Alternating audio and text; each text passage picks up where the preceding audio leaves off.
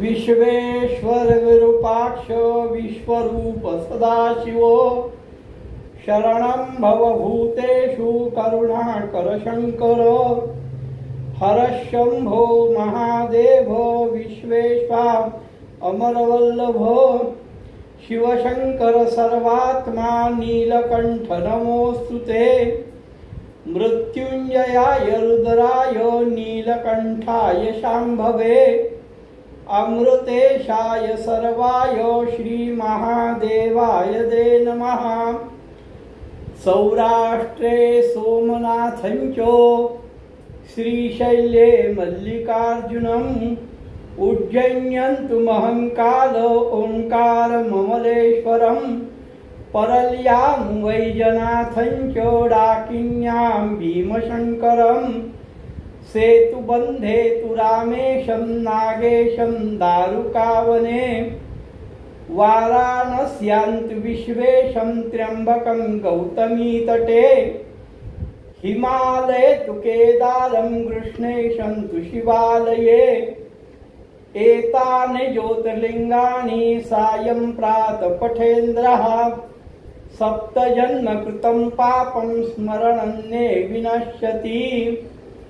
करचरण कृतं वा कायजं कर्मजं वा श्रवणनयनजं वा मानसं वा पराधं विहितं वा सर्वमेतत् क्षमस्व।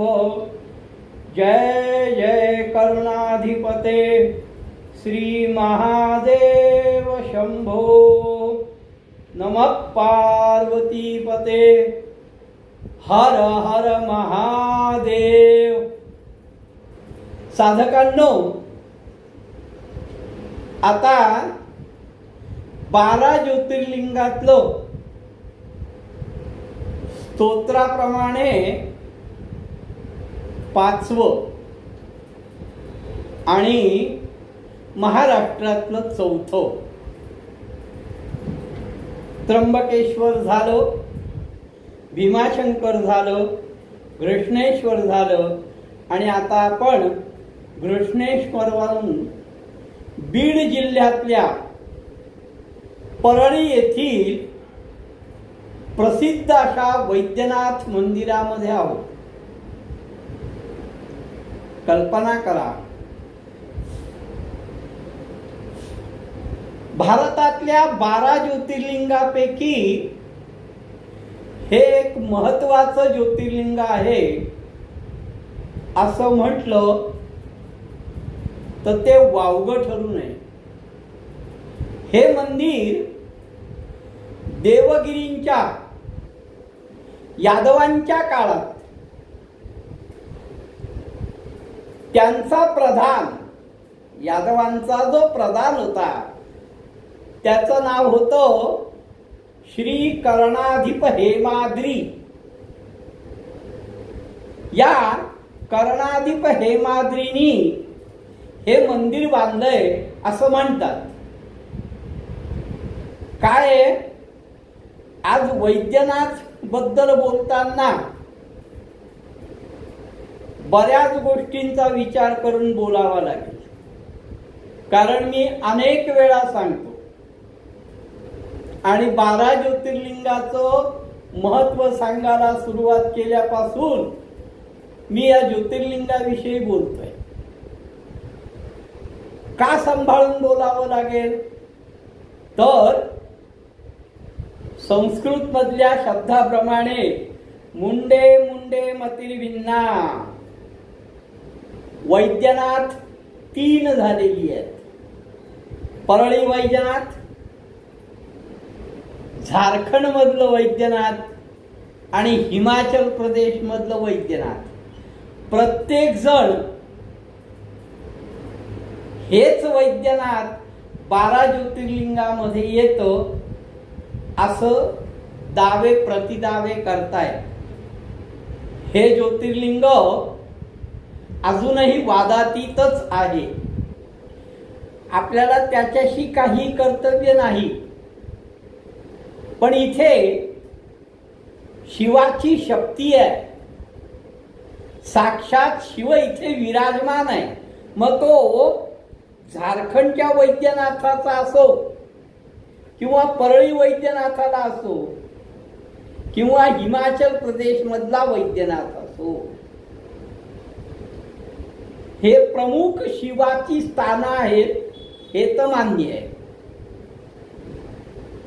हे श्री कर्णाधिप हेमाद्री यांनी बांधलं आणि त्याच्यानंतर अहिल्याबाई होळकरांनी याई मंदिराचा जीर्णोद्धार केलाय. हे मंदिर चिरेबंदी असं आहे आणि चिरेबंदी मंदिराचं याचं अतिशय भव्य स्वरूप आहे. तुम्ही जर गेला असाल परळीला तर त्याच्या चहूबाजूनी त्या लांबलचक पायऱ्या आणि त्याचं भव्य असं प्रवेशद्वार हे खरोखर साधकाचं लक्ष वेधून घेतं. मंदिराचा गाभारा आणि सभा मंडप हे एकाच पातळीमध्ये आहे. त्यामुळे सभा मंडपातनं तुम्हाला सरळ सरळ भगवान शिवाचं दर्शन करता येतं. हे या मंदिराचं एक वैशिष्ट्य आहे. या मंदिराचं आणखीन एक वैशिष्ट्य आहे जे इतर मंदिरांमध्ये साधारणतः नाही आहे. ते म्हणजे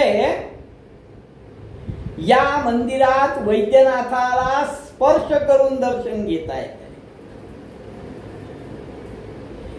एक तर या मंदिरामध्ये सभा मंडपातून सरळ समोर बघितलं तर शिवाचं दर्शन घेता येतं. आता बाकीच्या ठिकाणी कसं सभा मंडपातून बघितलं तर खाली गाभारा असतो.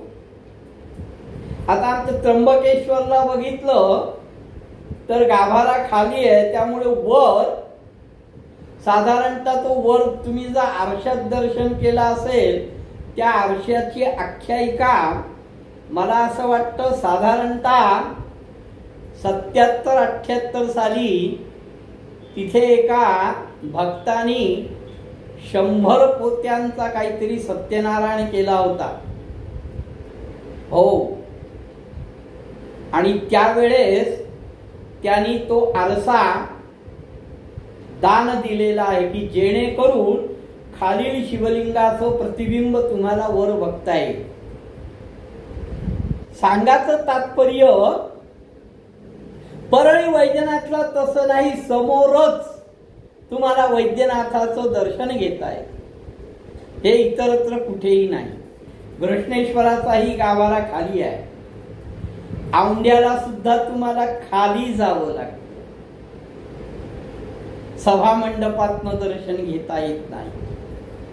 मंदिराच्या त्या परिसरामध्ये, वैद्यनाथाच्या मंदिराच्या परिसरामध्ये 3 मोठाली कुंड आहेत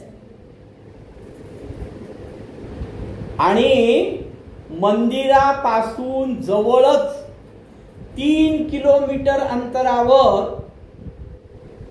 ब्रह्मनदीच्या किनारा आहे आणि त्या किनाऱ्याच्या 300 फूट उंच सोमेश्वराचं पण मंदिर आहे. जवळच आंबेजोगाई पण आहे. परळी वैद्यनाथ मंदिर याची आख्यायिका अशी आहे, याच्या मुळात 2 आख्यायिका आहेत.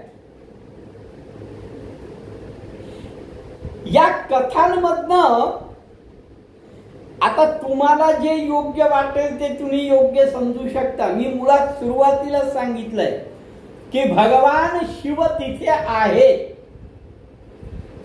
हे एकमेव साधकाच्या दृष्टीने महत्वाचं आहे असं माझं वैयक्तिक मत आहे. याच्या 2 आख्यायिका सांगितल्या आहेत. पहिली आख्यायिका अशी आहे की राक्षसांनी आणि देवतांनी जे समुद्राचं अमृत मंथन केलं आणि त्या मंथनातून 14 रत्न बाहेर पडलेली आहेत. त्यामध्ये लक्ष्मी आहे, ऐरावत आहे, कामधेनू आहे, हलहल आहे, अशी एकंदर 14 रत्न बाहेर पडली. आणि त्या 14 रत्नातनं 2 रत्न म्हणजे एक अमृत आणि दुसरं धन्वंतरी, ही 2 रत्न बाहेर पडली. ज्यावेळेस मंथनातनं ही रत्न बाहेर आली त्यावेळेस राक्षस त्याच्या मागे धावायला लागले. नारायणाने ही रत्न या ठिकाणी वैद्यनाथामध्ये शिवलिंगामध्ये लपवून ठेवली. राक्षसांनी या शिवलिंगाला स्पर्श करण्याचा प्रयत्न केला तर शिवलिंगातनं ज्वाळा निघायच्या आणि शिवभक्तांनी जर त्याला स्पर्श केला तर त्यातून अमृताचा प्रवाह बाहेर पडायचा, अशी एक मान्यता आहे. आणि अमृताचा प्रभाव त्या शिवलिंगातनं बाहेर यायचा, त्यामुळे रोग, दुःख, दारिद्र्य याचा नाश होतो. अमृताने रोगावर प्रतिबंध होतो. आणि म्हणून अमृत हे काही अंशी ते औषधी झालं. औषधी देण्याचं काम वैद्य करतो. म्हणून या ज्योतिर्लिंगाला वैद्यनाथ असं नाव पडलं. ही एक आख्यायिका आहे. वैद्यनाथ म्हणजे आरोग्याचा देव, म्हणून याला वैद्यनाथ हे नाव पडलं. दुसरी एक आख्यायिका आहे ती म्हणजे रावणाने, आता गुरुचरित्रामध्ये आख्यायिका आहे ती जरा वेगळ्या पद्धतीची आहे. ती गोकर्णाविषयी जी आख्यायिका आहे तीच इथे ते सांगतात. पण इथे सांगण्याची परिणिती वेगळी आहे, सांगण्याची पद्धत वेगळी आहे, मतितार्थ एक आहे. गुरुचरित्रामध्ये काय सांगितलंय की आपल्या मातेला शिवलिंग देण्याकरता रावण हिमालयात गेला होता, कैलास पर्वतावर गेला होता. कैलास पर्वत हलवला, शिवाने आत्मलिंग दिलं. ही सगळी आख्यायिका गुरुचरित्रामध्ये आहे. आणि ते जमिनीमध्ये गेलं. गोकर्ण म्हणजे गायीच्या कानासारखं झालं म्हणून ते गोकर्ण महाबळेश्वर. पण इथे आख्यायिका त्या बाबतीत अशी आहे की रावण हा प्रचंड शिवभक्त होता, हे सर्वश्रुत आहे. तो विद्वान होता, 16 शास्त्र, 18 पुराण, 4 वेदाचा जाणकार होता. आणि तो या ठिकाणी शिवाची पूजा करत होता.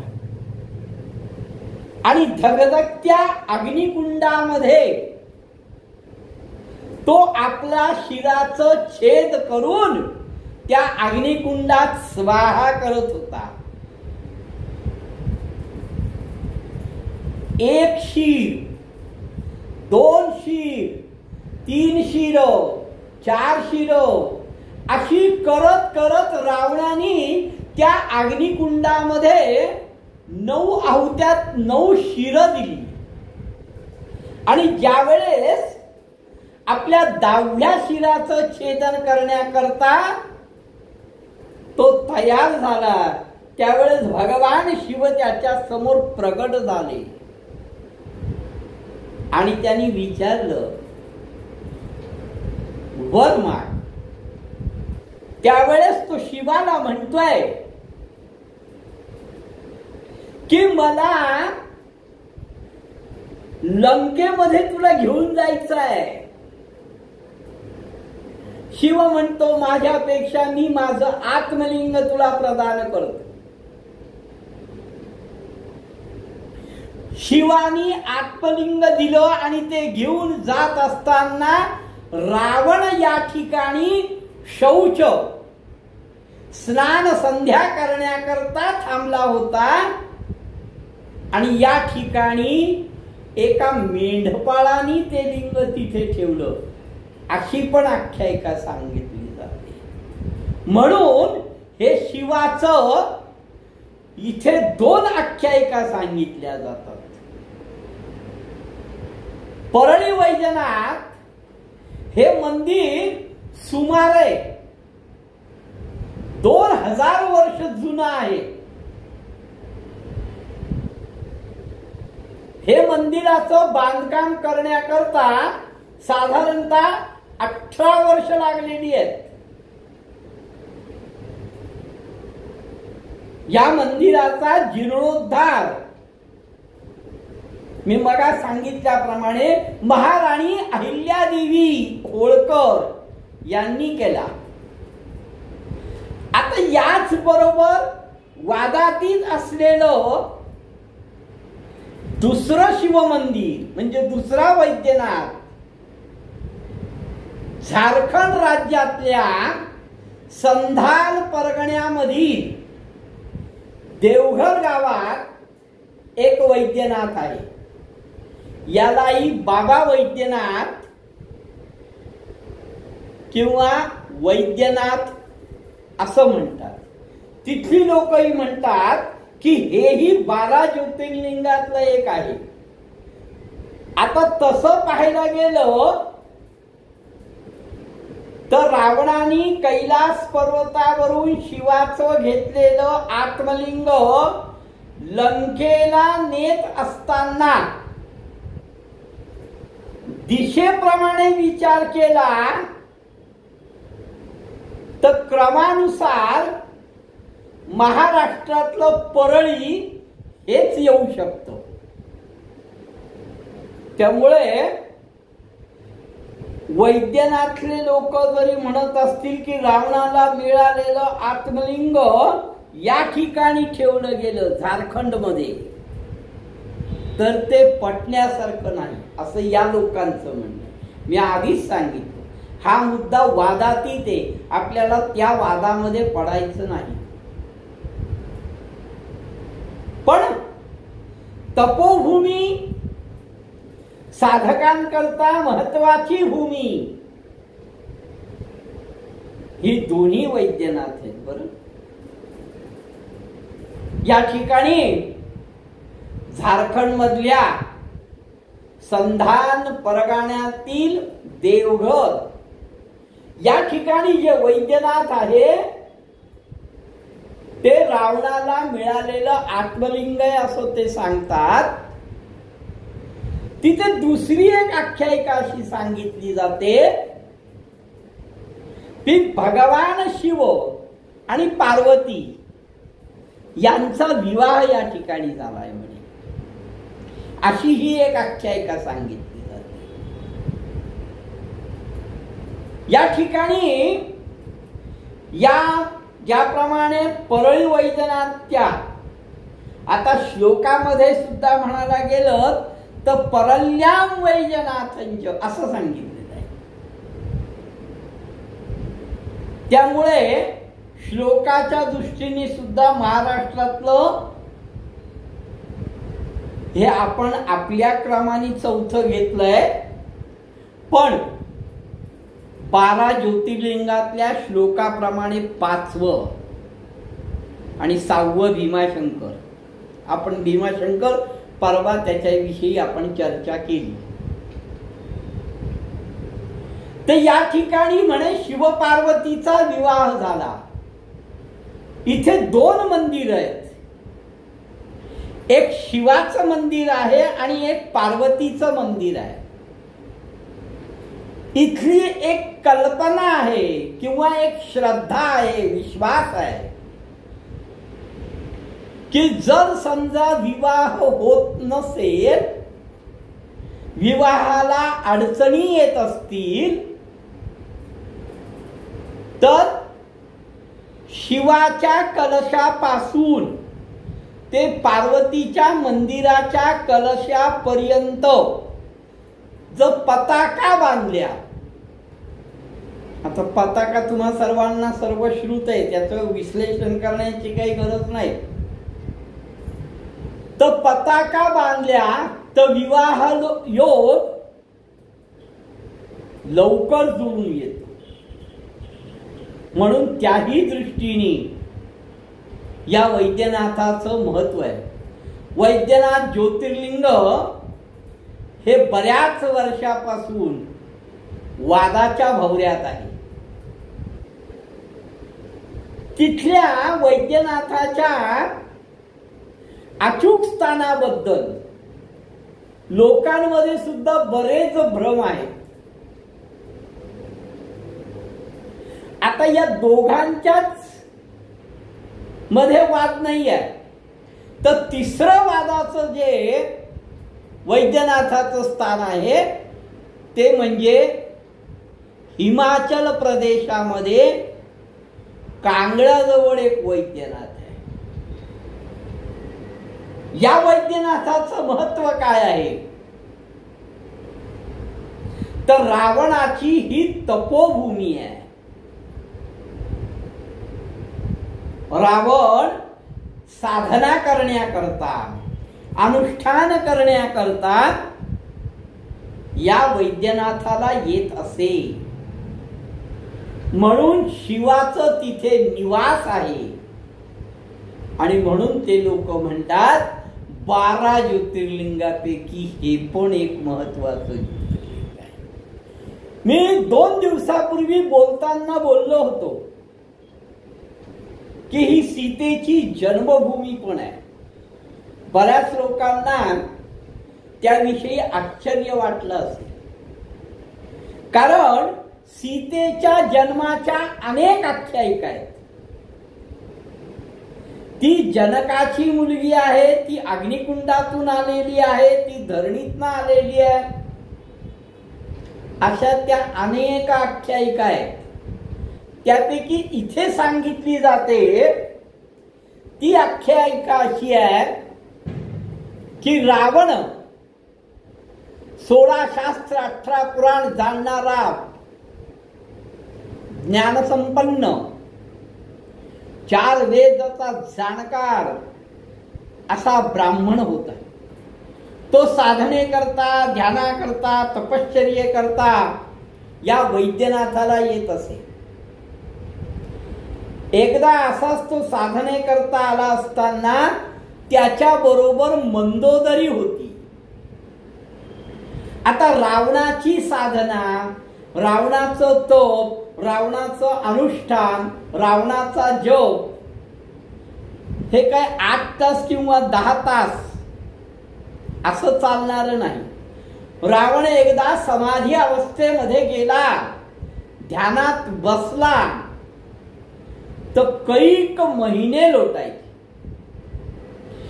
रावण ज्या वेळेस साधने करता आला त्यावेळेस मंदोदरी गर्भवती होती.